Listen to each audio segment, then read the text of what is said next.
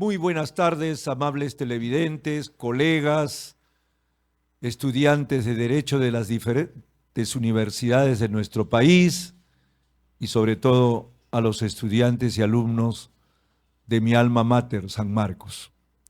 Como ustedes saben, hoy día teníamos a una invitada de lujo que lamentablemente por problemas que se han suscitado en el Aeropuerto Internacional Jorge Chávez no ha podido llegar de donde estaba.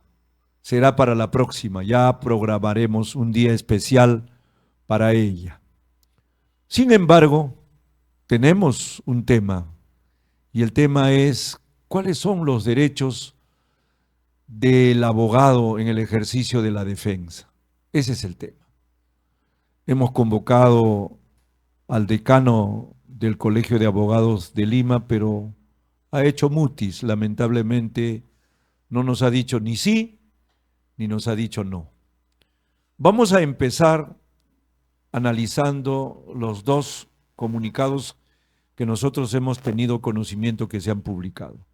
El comunicado del Colegio de Abogados de Lima, inmediatamente después de la detención preliminar de un abogado de la orden como es el doctor Mateo Castañeda Segovia, y también el comunicado del Colegio de Abogados del Cusco, indagando, preguntando, conversando, intercambiando opiniones con los colegas.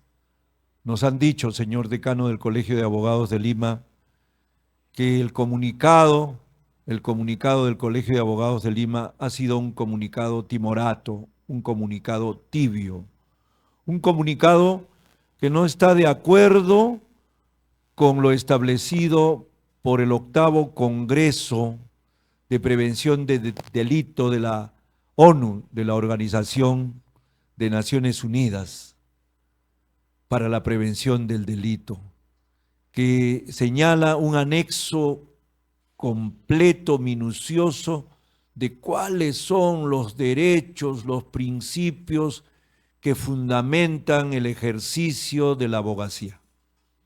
Y ahí se dice claramente, se habla de la presunción de inocencia, se habla de que los estados deben de propiciar el apoyo para que el ejercicio de la profesión de abogados no tenga dificultades por parte del Estado ni por ninguna institución pública o privada.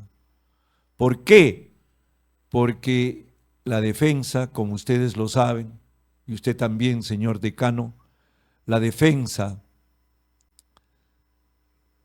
de los ciudadanos está como un derecho fundamental plasmada en las convenciones y asimismo en nuestra Constitución en el artículo 139, numeral 14, donde se señala que todos, propios y extraños, culpables o inocentes, todos los ciudadanos merecen ser defendidos por un abogado. Y por lo tanto, a ese abogado se le tiene que apoyar desde el punto de vista constitucional, legal y por los profesionales, por los colegios profesionales, para que ese ejercicio de la defensa no sea menoscabado, entorpecido, presionado, el abogado no sea acosado, etc. El Colegio de Abogados del Cusco ha señalado ello. El Colegio de Abogados de Lima lo primero que hace es decir que los abogados debemos de actuar con ética. ¿Qué es lo que se está diciendo? Que la presunción de inocencia no estaba vigente para la persona del doctor Mateo Castañeda Segovia o para cualquier abogado. No, señor decano, realmente la presunción de inocencia está presente y significa el estado de inocencia de una persona y por ende del abogado. que se le debe de tratar como inocente. Mientras que no haya una sentencia firme, señor decano, firme, que establezca que ese abogado es culpable, entonces ahí usted podrá decir, tenemos que recomendar a los abogados la ética. No, señor decano, lo que debería de haber empezado ese comunicado diciendo que se protesta por la detención preliminar de un colega. Se protesta por la detención preliminar de un colega y que debe de exigirse que real y efectivamente haya pruebas fehacientes, pruebas fuertes, sospecha fuerte. Señor decano, para la detención de cualquier ciudadano se necesita sospecha fuerte. No puede haber una detención ni preliminar cuando no haya sospecha fuerte. No solo una sospecha reveladora que se necesita incluso para requerirse la investigación preparatoria, para formalizarse la investigación preparatoria, se necesita sospecha reveladora. En cambio, para la investigación preliminar se necesita sospecha inicial, señor decano. Y esto no se estaba dando en el caso de Mateo Castañeda, con una sospecha inicial, cuando el asunto está sumamente incipiente, no puede dictarse una detención preliminar. Y tan fue así que la Sala de Apelaciones, con fundamentos contundentes, ordenó la libertad de este miembro de la orden. En cambio, el Colegio de Abogados del Cusco, a pesar de no ser el colegio que cobija a nuestro colega, se pronunció en forma legal, contundente, a favor de la defensa de los abogados. No interesa que sea el doctor Mateo Castañeda, Juan Pérez o Perico Los Palotes. Lo interesante y lo importante es que debemos de exigir el cumplimiento del documento al que hemos hecho referencia de las Naciones Unidas, el 8º Congreso de 1990 sobre prevención del delito, contiene justamente un anexo completo de cuáles son esos derechos.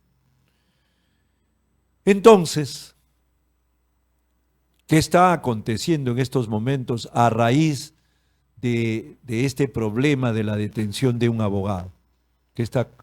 Pues ha habido una convocatoria del Congreso a varios conspicuos abogados que ejercen la defensa, dentro de los que estaban el doctor Benji Espinosa, el doctor Carlos Dino Caro Coria, la doctora Juliana Loza Ábalos, el doctor Pacheco Mandujano, entre otros abogados.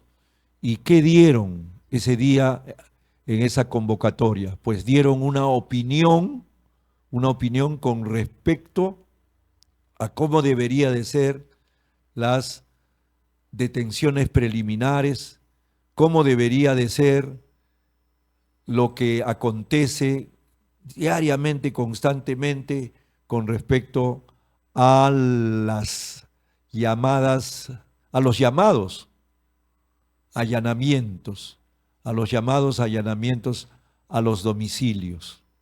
Y también hace poco ya se ha aprobado en el Congreso, en una primera votación, se ha aprobado un proyecto de ley donde se está estableciendo requisitos legales, requisitos que ya era tiempo que se pusieran para que los jueces puedan dictar detención preliminar. Y como hace tiempo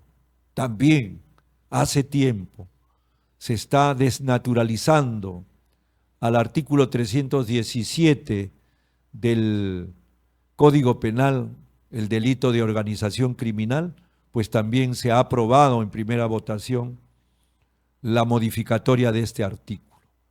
Todo esto era materia de la conversación que íbamos a tener con la doctora Juliana Loza. Sin embargo, ella no ha podido venir, como ya lo hemos referido. Hoy día vamos a tratar justamente de estos temas para que el público, ustedes, amables televidentes, puedan conmigo entender el derecho, en este caso, el derecho de todos los ciudadanos, no solamente de los abogados. Lo que acabo de decir tiene referencia a la detención de un abogado que ya ha sido liberado porque se ha establecido en segunda instancia, se ha establecido que su detención era arbitraria. Su detención no estaba fundamentada o, como dicen nuestros colegas, arreglada a ley. Pero eso no quiere decir que ese derecho solo le corresponde o protege a los abogados, sino a todos los ciudadanos sin distinción alguna. A ningún ciudadano se le puede detener arbitrariamente. Y no basta que la detención preliminar sea ordenada por un juez para que nosotros no consideremos a esta detención una detención arbitraria. Ya se ha visto en esta y en otras apelaciones donde se han visto que alegremente, sin mayores fundamentos reales, legales, constitucionales, convencionales, se han dictado detenciones preliminares a ciudadanos, a muchos ciudadanos. ¿Cuáles son estos derechos que ustedes deben de conocer y tenerlos siempre presente? Primero, nadie puede detenerlos sino en flagrante delito. Ese es el primer presupuesto. En flagrante delito. Vale decir, como nosotros conocemos, con las manos en la masa. A eso se le llama flagrancia. Cuando el sujeto, el agente, está cometiendo el delito o inmediatamente después de cometerlo. Inmediatamente después de cometerlo. Algunos le llaman cuasi flagrancia a esto, pero esto es flagrancia.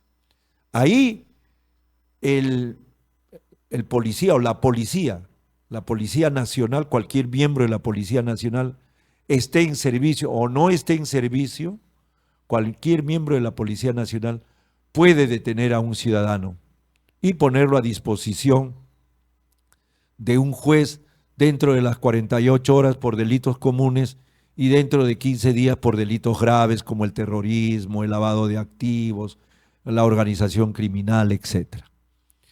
El segundo presupuesto viene a ser que sí se puede detener a un ciudadano que no ha sido encontrado en flagrancia cuando el fiscal requiere al juez, se supone al juez de garantía, al juez que protege los derechos constitucionales en el ámbito procesal del ciudadano, a ese juez le requiere la detención preliminar, pero con fundamentos probatorios, con fundamentos que tienen que ser plausibles, pero no en un sentido que sea cualquier fundamento o cualquier elemento de convicción o producto de una sospecha inicial. No. Si para la prisión preventiva se necesita sospecha fuerte. ¿Y por qué se necesita sospecha fuerte? Porque se está privando de un derecho fundamental a un ciudadano que es la libertad. Entonces nos preguntamos, para la detención preliminar también tiene que haber sospecha fuerte. Así sea inicial,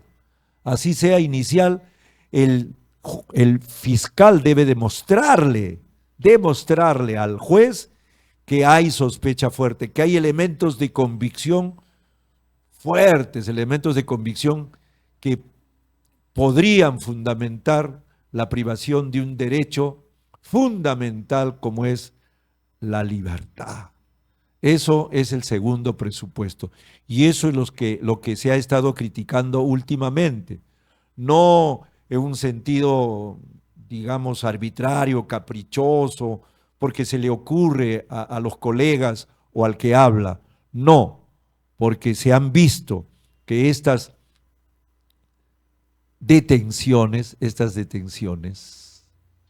han sido revocadas por las correspondientes salas de apelaciones, encontrándose que han sido arbitrarias. Y la pregunta es, ¿quién le devuelve a ese ciudadano?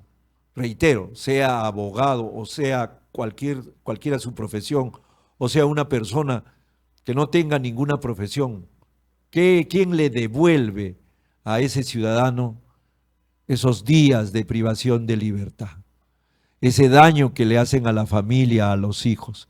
Y aquí traigo a colación algo también importante. Si es que se ha dispuesto judicialmente y con buenos fundamentos, con fundamentos legales, convencionales, constitucionales fuertes, se ha dispuesto por parte de un juez la detención preliminar, a buena hora, porque se supone que sí hay elementos de convicción que ameritan una detención preliminar. No estamos en contra del código, no estamos en contra del código. Entonces, cuando se ha dispuesto una detención preliminar así, la ejecución de la detención preliminar, y si es que está acompañada también de una orden de allanamiento, todo esto debe de hacerse cumpliendo la reserva de la investigación, la reserva del proceso. No se puede llevar adelante, no se puede, no debería llevarse adelante una detención preliminar o un allanamiento haciendo, como se dice en español, una muestra, un espectáculo, o como se dice en inglés, un show de esta detención preliminar o de este allanamiento. No puede hacerse. Eso está completamente prohibido. Eso está completamente prohibido. Eso no lo debe de permitir el fiscal.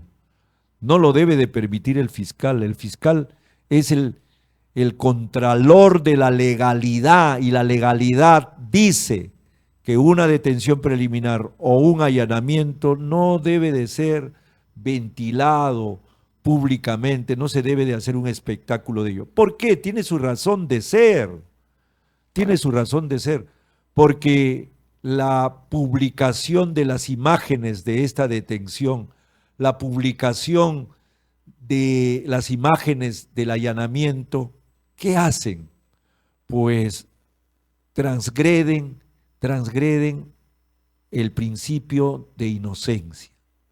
Están maculando, están dañando la reputación de un inocente, la reputación de un inocente. Ese señor es inocente hasta que en un juicio, con todas las garantías de la ley, se le considere culpable y lo condenen por ello, y esta sentencia quede firme. Recién ahí podremos decir que es culpable. Recién ahí de repente se le podrá mostrar como tal, pero no antes. Nos vamos a un corte. Ya regresamos.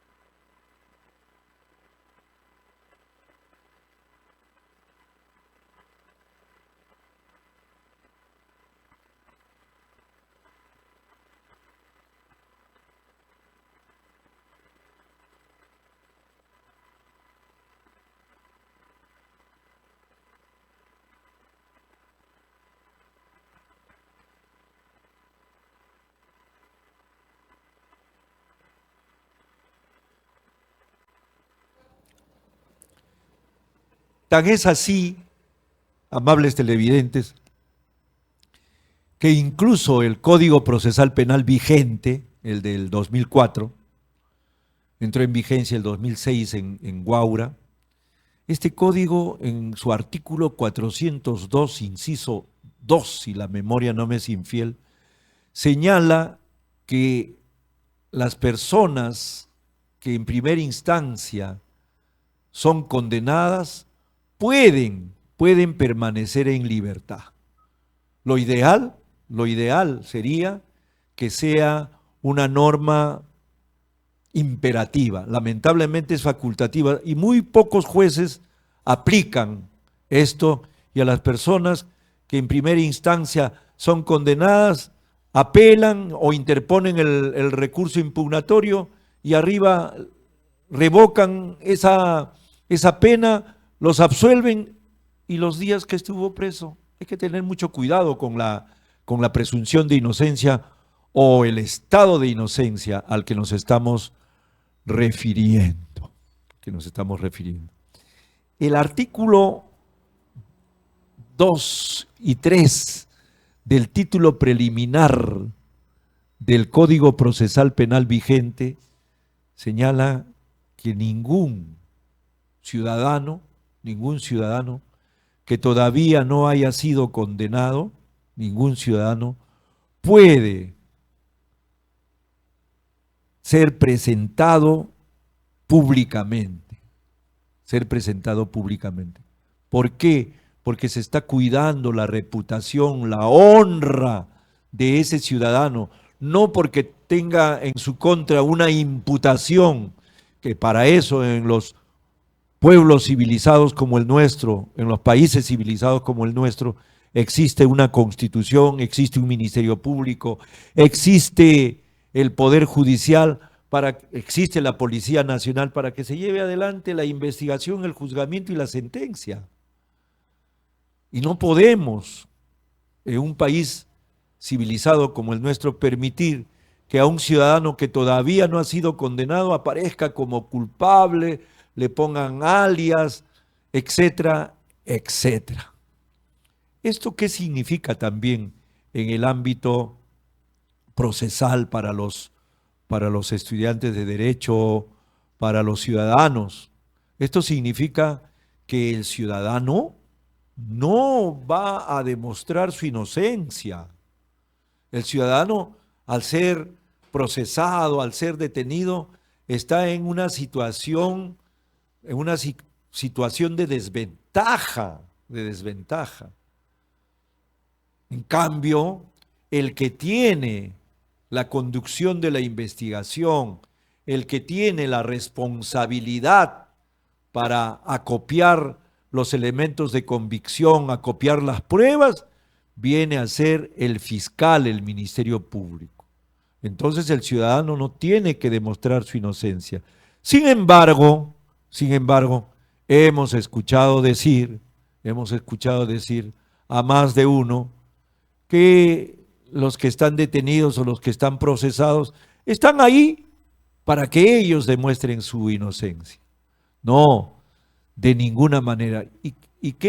¿Cómo se traduce esto en el proceso penal, como lo hemos dicho? ¿Cómo se traduce?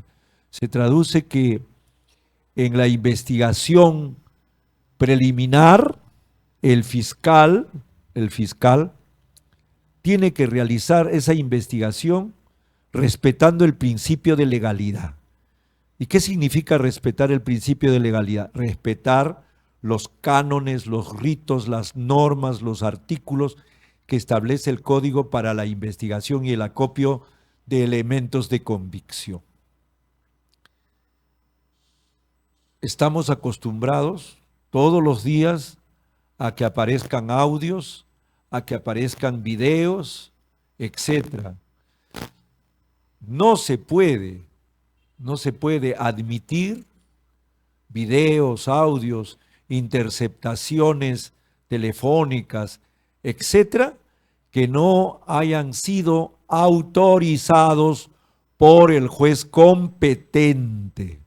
El juez competente en una resolución, disculpen el pleonasmo, en una resolución judicial tiene que autorizar esas grabaciones, esos videos, los videos vigilancia, las videovigilancias, todo ello tiene que ser autorizado por el juez competente. Si no es así, estos videos, estas grabaciones, etcétera, son pruebas prohibidas. Pruebas prohibidas. El propio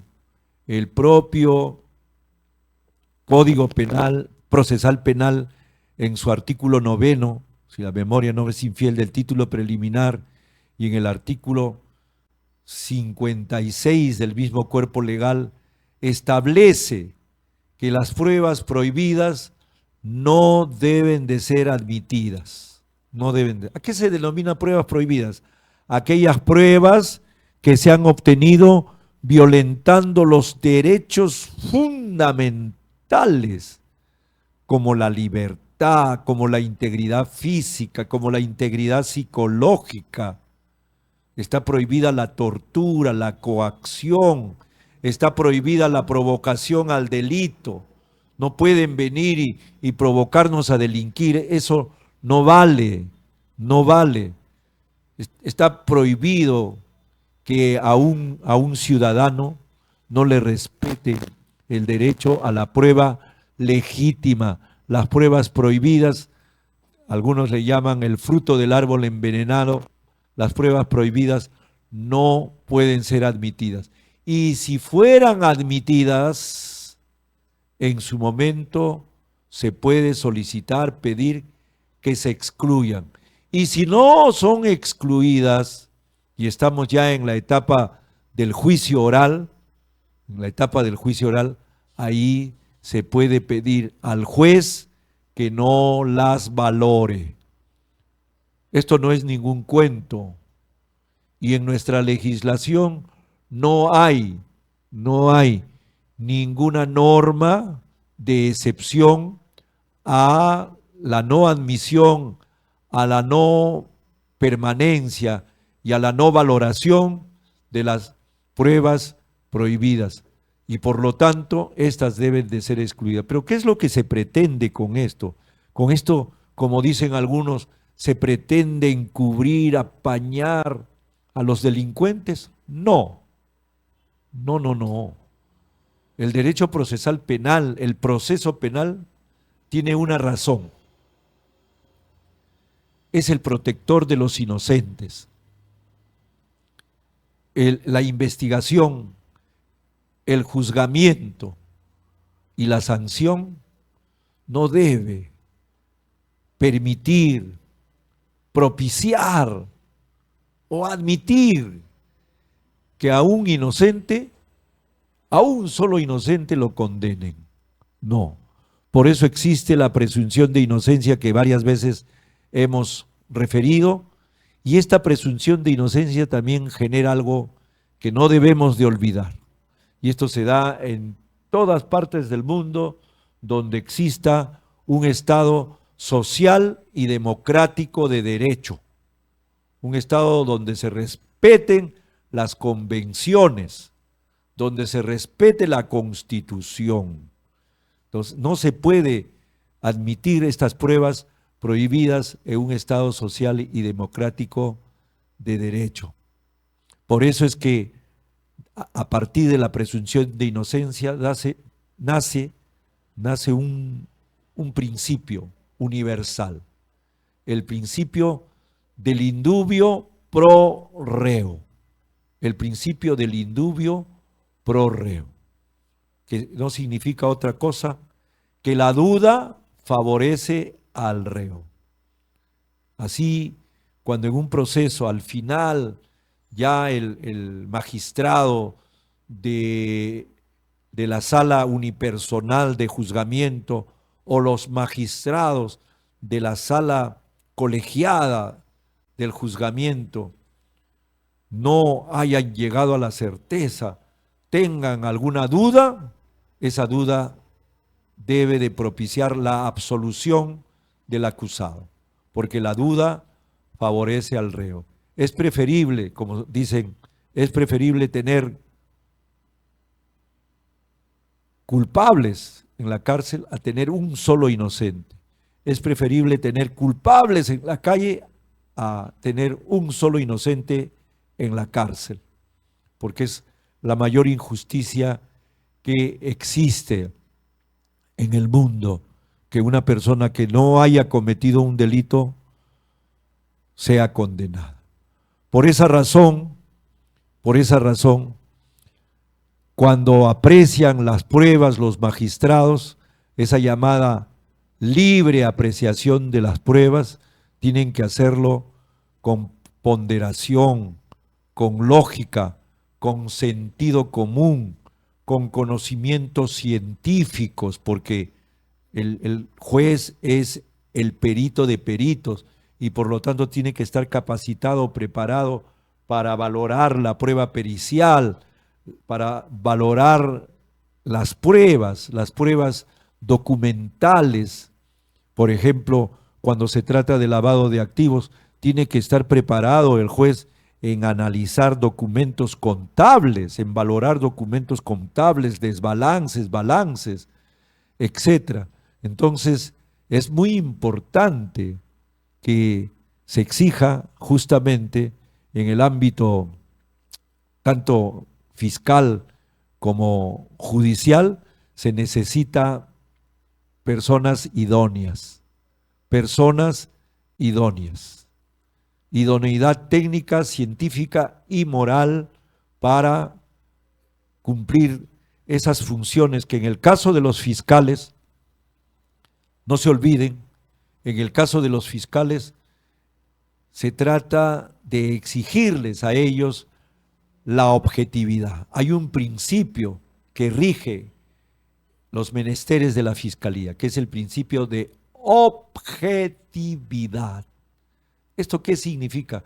Que no solo está para perseguir a como dé lugar, sin ningún respeto a los derechos fundamentales, o así se dé cuenta que esa persona no sería la que ha cometido el delito, pues no se atreven, por ejemplo, a archivar, no se atreven algunos jueces en el requerimiento, en la etapa del control de la acusación, cuando hay requerimientos acusatorios, el juez ponderando, valorando y aplicando su independencia, no se atreven a sobreseer la causa. No estoy hablando de todos. Como siempre decimos en este programa, nosotros no venimos a insultar a ninguna institución, porque insultar a alguna institución, a una sola institución, es ser antidemocrático y no ser un hombre o una mujer de leyes. El hombre de leyes tiene que respetar las instituciones democráticas y nosotros respetamos y nos sacamos el sombrero ante esos buenos, excelentes policías que están en las calles, que están trabajando por nosotros y para nosotros. Y también sacarnos el sombrero ante esos fiscales que cumplen a cabalidad sus funciones, que son personas que cumplen este principio fundamental que es el de la objetividad. En nuestro ejercicio profesional hemos logrado que fiscales retiren las acusaciones, hemos logrado que fiscales retiren los requerimientos de prisión preventiva, sin conocerlos, sin haber hablado con ellos. ¿Por qué? Porque están en la misma línea. ¿Y cuál es esa línea? Del respeto al ordenamiento jurídico penal propio de un Estado convencional, constitucional y social y democrático de derecho, que es donde nosotros vivimos cotidianamente. Una de las preguntas que queríamos hacerle a la doctora Juliana, y se lo vamos a hacer en su momento, pero vamos a hablarlo en una forma para no quedarnos con las ganas, es cuáles son los límites del ejercicio de la profesión de abogado. ¿Cuáles son los límites? Y nosotros, que teníamos que hacerle esa pregunta, hemos recurrido al código de ética del Colegio de Abogados del año 2012, hemos recurrido al 8º Congreso de Naciones Unidas para la Prevención del Delito, donde está este anexo al que me he referido al inicio de este programa, donde se habla de cuáles son esos límites y cuáles son las protecciones legales, constitucionales y convencionales que tiene el ejercicio de la abogacía. Los límites son única y exclusivamente no caer en la ilegalidad. No caer en la ilegalidad. El hombre y la mujer de derecho tienen que respetar las leyes. No podemos cruzar las líneas. El artículo 20 del Código de Ética de nuestro Colegio de Abogados de Lima habla sobre la independencia del abogado. Ese artículo, ¿qué dice? Que nosotros podemos defender a quien querramos. Nosotros tenemos el derecho al secreto profesional. Nosotros podemos defender y no podemos ser materia de obstáculos, de acoso, de persecución política o de persecución de cualquier otra índole. No podemos. Se tiene que garantizar, pero siempre y cuando, por eso se llama Código de Ética del Colegio de Abogados de Lima, siempre y cuando nuestro ejercicio profesional sea ético, sea deóntico. Nuestro ejercicio profesional no signifique cruzar la línea. Cuidado, que podemos defender a los culpables, y ahí se dice, y en todos los documentos internacionales se dice. El abogado no puede ser equiparado desde el punto de vista ideológico, personal, material con su cliente. El abogado puede defender a un miembro de una organización criminal. Sí, por eso se hace miembro de esa organización criminal. No. ¿El abogado puede defender a un narcotraficante? Sí, y por eso se hace narcotraficante. No. El abogado no puede ser identificado, no puede ser considerado símil o igual a un cliente.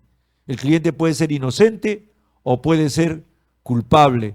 El cliente puede ser un ciudadano de derecha, un ciudadano de izquierda, un ciudadano de extrema derecha, un ciudadano de centro, e igual merece la defensa. Bien, en unos minutos regresamos. Tenemos el segundo y último corte publicitario. Permiso.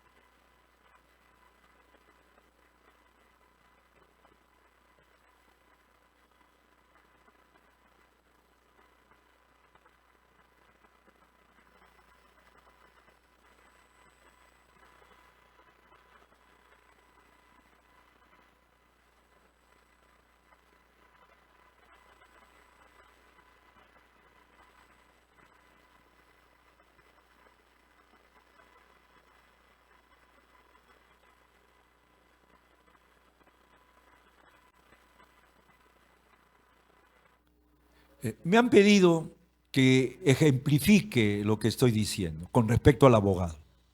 Abogado que se va a cualquier país a traer dinero para entregárselo a un narcotraficante, cruzó la línea. Abogado que va donde un juez o donde un fiscal o de un especialista a ofrecerle una coima, ha cruzado la línea, ha cruzado la línea.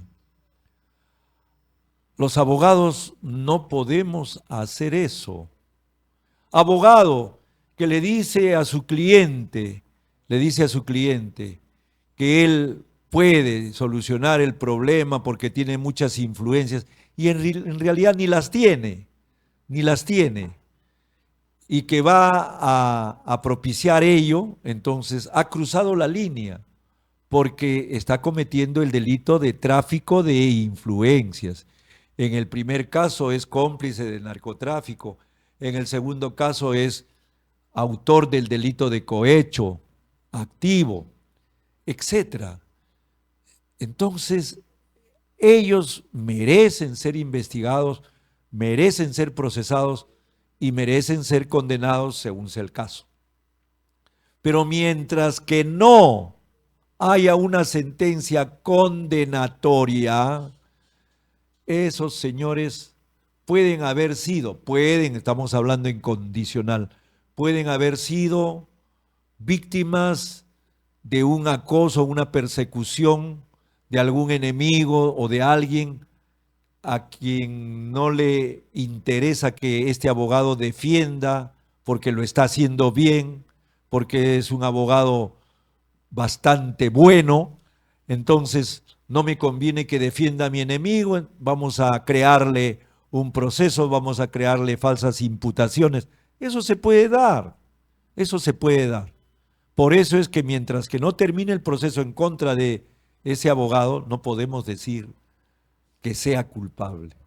En el caso del colega, del doctor Mateo Castañeda, al cual hemos mencionado, mientras que a él no lo condenen, para mí es inocente.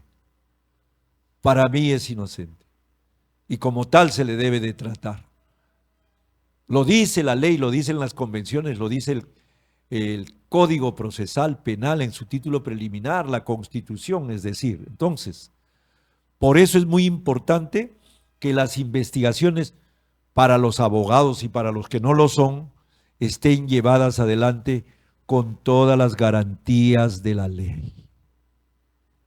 Sabemos que para la prisión preventiva tienen que haber elementos de convicción fuertes, una sospecha fuerte. No puede dictarse prisión preventiva por dictarse una prisión preventiva, porque sería un adelantamiento de pena y la prisión preventiva es una medida coercitiva personal de última ratio. De última ratio significa que uno tiene que echar mano a la detención preventiva, a la prisión preventiva, como último medio. No podemos. Segundo, en la prisión preventiva no se debe discutir si el señor tiene una imputación por un delito grave, que la pena que podría aplicársele es una pena grave. No, sino el peligro procesal. El peligro procesal, el arraigo, la posibilidad que pueda tener el sujeto procesal, el imputado, de entorpecer las investigaciones, de fugarse, de rehuir al juzgamiento, etcétera. En esos casos, solo en esos casos puede haber una prisión preventiva, pero hemos visto y con la experiencia que tenemos, modestamente, nosotros hemos visto que en la mayoría de los casos no sé de dónde me sacan requisitos tras requisitos tras requisitos para el arraigo. A veces son descabellados, a veces están buscando 5 pies al gato. Mejor, ¿por qué no dicen, ¿saben qué? Yo a este señor, no sé por orden de quién, o no sé por la presión mediática, o porque me cae antipático, yo ya lo quiero mandar a prisión y no tengo ningún argumento sino el de exigir unos arraigos de calidad, de supercalidad y no sé cuánto. Entonces, eso es muy importante, que arraigo laboral, arraigo domiciliario, y no se puede dictar prisiones preventivas por las presiones de ninguna naturaleza.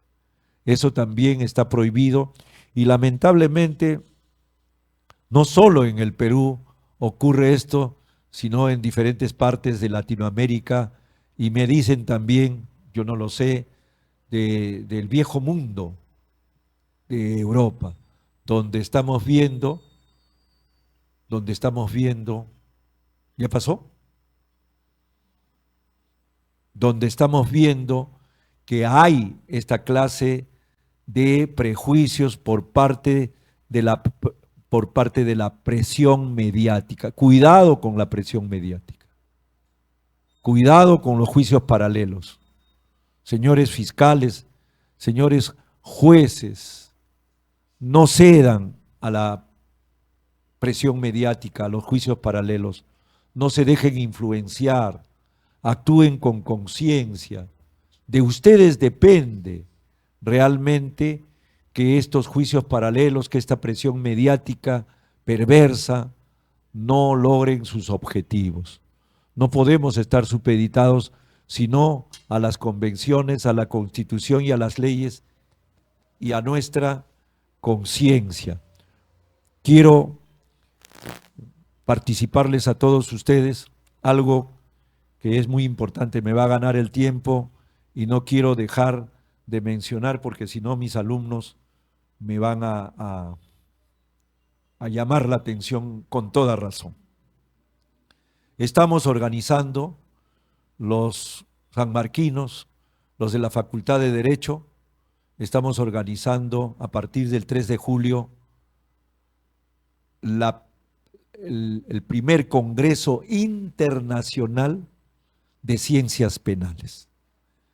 Este primer Congreso Internacional de Ciencias Penales está organizado por la Facultad de Derecho de San Marcos y tenemos el apoyo de ese taller famoso como es el taller de Ciencias Penales de la Facultad de Derecho de San Marcos. Yo les agradezco a todos los muchachos, a todas las chicas que están poniendo el hombro para que este congreso salga exitoso. Tenemos penalistas del extranjero y del Perú, europeos, latinoamericanos también. Tenemos criminalísticos, damas y caballeros, experimentados en criminalística, que nos van a enseñar cómo realmente se investiga científicamente. Nos van a hablar de balística forense, nos van a hablar de dactiloscopia forense, nos van a hablar de fonética forense, nos van a hablar de sexología forense. La medicina legal va a estar presente en este Congreso Internacional de Ciencias Penales. También hemos convocado a profesores de criminología, tanto nacionales como extranjeros. Van a disertar con nosotros profesores y profesoras de criminología que conocen este tema y que no se han quedado con la criminología clínica, con la criminología lombrosiana, sino han avanzado hasta el siglo XXI y están actualizados hasta el 2024, cómo ha avanzado la criminología. Asimismo, vamos a tener expositores de ciencia penitenciaria, del derecho penitenciario, de eso que tiene que ver con la ejecución de las penas, que tiene que ver con el Instituto Nacional Penitenciario, el Código de Ejecución Penal, el Reglamento de Ejecución Penal, los principios, cómo se obtiene la liberación condicional, la libertad condicional, etc. Todo eso y mucho más vamos a tener en este primer Congreso Internacional de Ciencias Penales. Reitero, ya están en redes la publicidad, los teléfonos de contacto, los WhatsApp, las cuentas, etcétera, para que se pueda llevar. Y por supuesto, el dinero que se va a recaudar y que los derechos de inscripción son simbólicos prácticamente, porque lo está organizando San Marcos y el dinero va a ingresar directamente a las cuentas de San Marcos. De ahí tendremos nosotros que solicitar con previos recibos que nos reembolsen los gastos operativos que se va a realizar en ese Congreso Internacional de Ciencias Penales. Por favor, ya están avisados, hagan viral esta información y ahí es donde ustedes también, hombres y mujeres de derecho, y los que no lo son, de otras profesiones, de otras carreras, o el público en general, están invitados a participar en este evento internacional.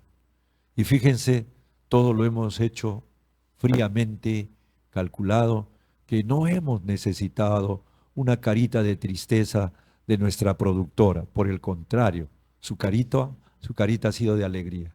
Gracias a ustedes, gracias Sofía, nuestra productora, gracias a ustedes por su atención y nos vemos el próximo lunes 10, que tendremos pluralismo jurídico con la doctora Zulma Villa Vilches, profesora de San Marcos, de pluralismo jurídico, el derecho penal consuetudinario, el derecho penal de las comunidades nativas, de las comunidades andinas, de las rondas. Eso lo veremos el próximo lunes a la misma hora. Gracias, hasta luego.